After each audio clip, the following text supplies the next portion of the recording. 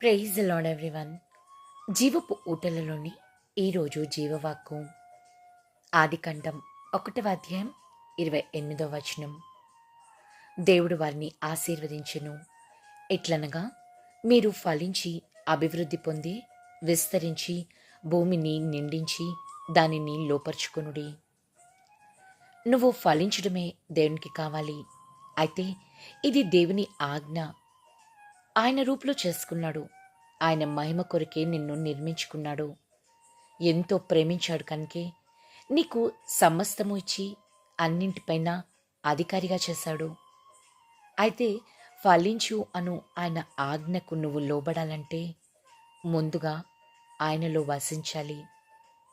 ఫలించే ఆశ నీకుందా? యేసులో వసించు. యేసుక్రీస్తు కృప మనకు తోడై ఉండునుగాక. ఆమెన్.